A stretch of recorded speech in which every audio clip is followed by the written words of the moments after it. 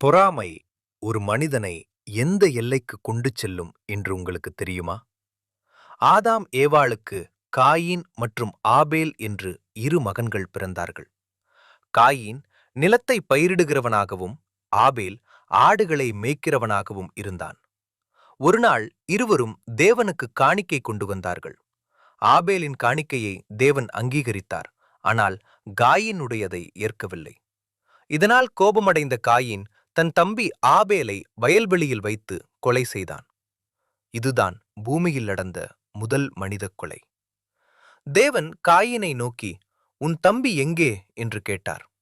அவன் செய்த பாவத்திற்காக தேவன் அவனை தண்டித்தாலும் அவனை கொல்லாதபடி ஒரு அடையாளமிட்டு பாதுகாத்தார். நம்முடைய கோபமும் பொறாமையும் நம்மை பாவத்திற்குள் தள்ளாமல் காத்துக்கொள்ள வேண்டும். பாவம் வாசற்படியில் படுத்திருக்கும், அதை நாம் தான் ஆள வேண்டும்.